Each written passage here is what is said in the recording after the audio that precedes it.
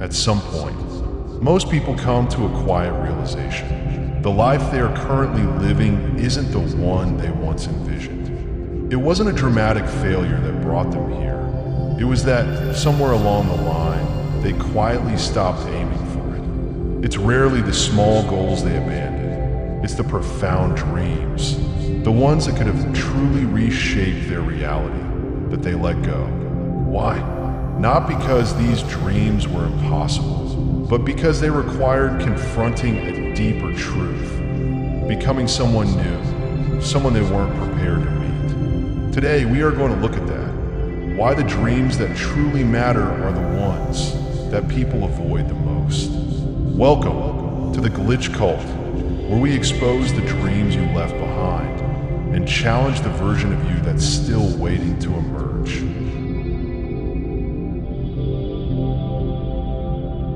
There's something most people don't openly admit, not because they're hiding it from others, but because they've slowly stopped acknowledging it themselves.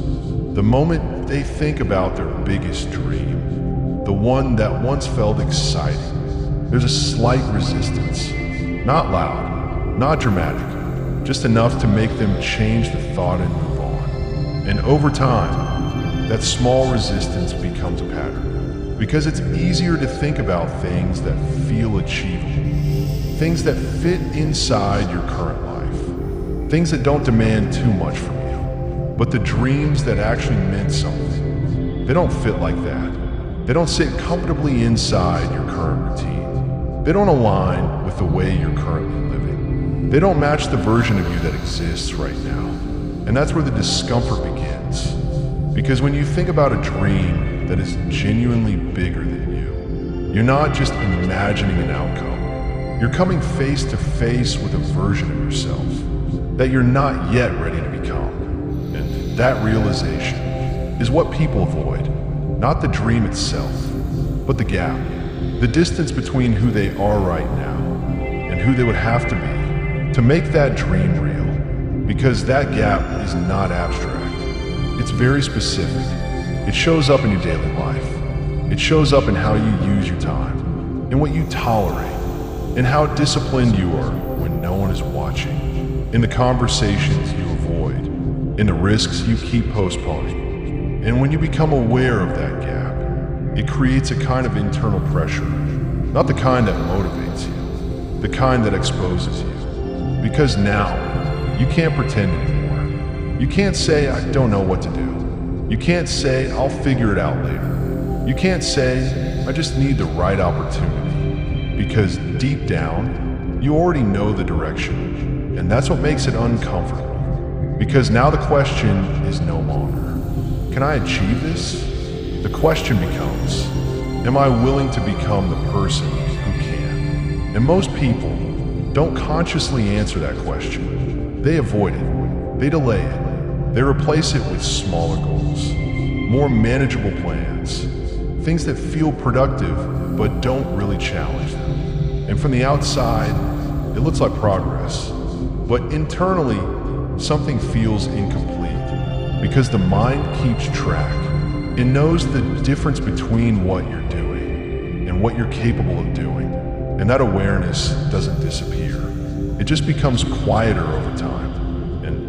This is where something subtle starts to happen. You begin to protect your current life more than your future one. You start valuing stability over growth, predictability over possibility, comfort over expansion. Not because you don't want more, but because wanting more comes with a cost that most people don't talk about. Because going after your biggest dream is not just about effort. It's about disruption. It disrupts your identity. It disrupts your habits. It disrupts your relationships. It disrupts the way people see you and the way you see yourself. And that kind of disruption doesn't feel exciting at first. It feels uncertain. It feels isolating. It feels like you're stepping into something where there are no guarantees. And for a mind that has learned to seek control, that's uncomfortable. So instead of stepping into that uncertainty, people do something much safer. they stay where they are and adjust their expectations. They convince themselves that maybe this version of life is enough, that maybe those bigger dreams were unrealistic, that maybe it's better to be practical. And over time, that narrative starts to feel true. Not because it is true, but because it has been repeated enough. And this is where the real shift happens. The dream doesn't disappear. It just loses its urgency. It becomes something you think about occasionally, instead of something you act on consistently. And once that happens, fear is no longer loud. It becomes silent. It shows up as hesitation, as delay, as not today. And that's why your biggest dream feels scary. Not because it's impossible, but because it refuses to fit into the version of you that exists right now. And to move towards it, you don't just need effort. You need to let go of who you've been comfortable being. And that's not something most people are ready to do immediately, because letting go of a familiar identity, even if it's limiting, still feels safer than stepping into an unknown one. So they stay, not because they lack potential, but because they haven't fully accepted what that potential demands from them. And until that acceptance happens, the dream will always feel distant, not out of reach, but out of alignment with who they are choosing to be right now.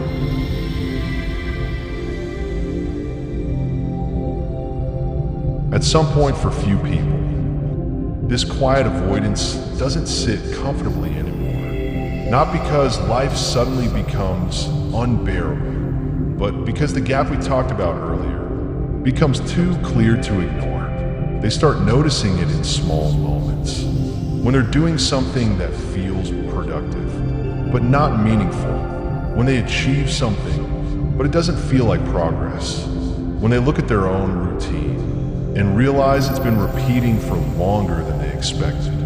And that's when a different kind of thought starts to appear.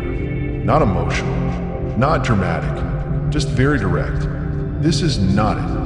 And once that thought becomes clear, it changes the way you see everything. Because now you're no longer unaware. You can still delay action, but you can't fully convince yourself anymore that you don't know what needs to change.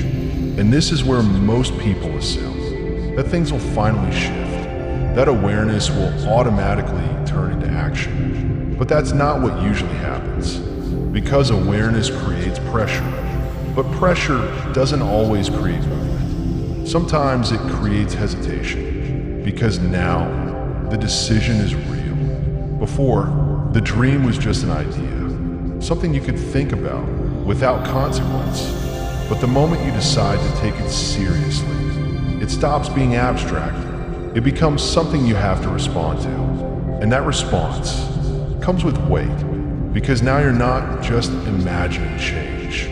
You're choosing it, and choosing it means you can no longer rely on the version of yourself that got you here. You have to start acting differently, not in big visible ways, but in small, consistent decisions that don't feel comfortable. And this is where the resistance becomes stronger, because the mind doesn't just resist effort.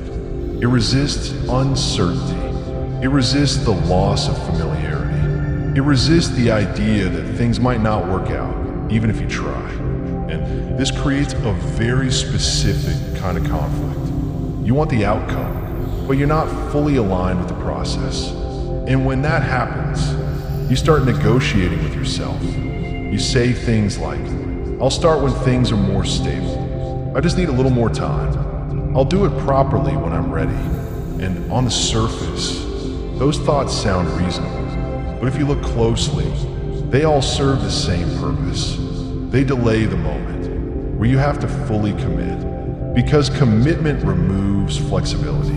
It removes the option to step back without consequence. And that's what makes it uncomfortable, because now you're not just testing an idea, you're putting your identity into motion. And once that starts, you can't go back to being unaware. You can't go back to thinking. Maybe someday, because now it's either something you're doing or something you're actively avoiding. And that clarity is difficult to sit with because it exposes a simple truth that the life you're living is a result of what you've been willing to act on, not what you've been thinking about, not what you've been planning, but what you've consistently chosen, even when it was inconvenient.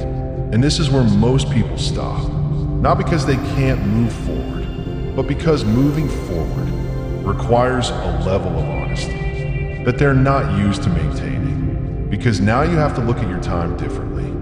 You have to look at your habits differently.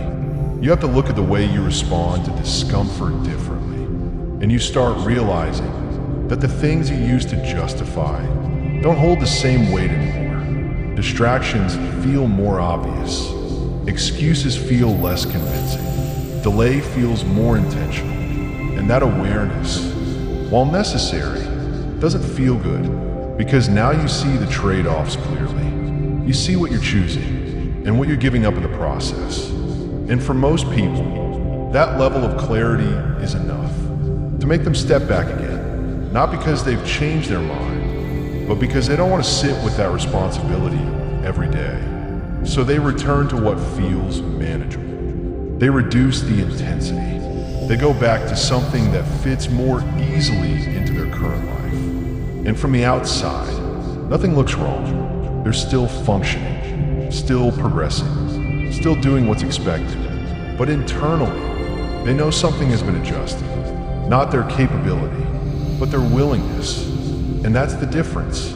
Because the moment you decide to fully face your biggest dream, you're not just choosing a direction, you're choosing a standard that doesn't allow you to go back to unconscious living. And that's why most people don't continue. Not because they lack discipline, but because they underestimate what it means to stay aware and still move forward. Because awareness removes comfort. And without comfort, you're left with one thing: choice. Repeated daily without distraction. And that's where everything changes. Not in a moment of motivation, not in a sudden breakthrough, but in the quiet decision to keep moving, even when it no longer feels optional.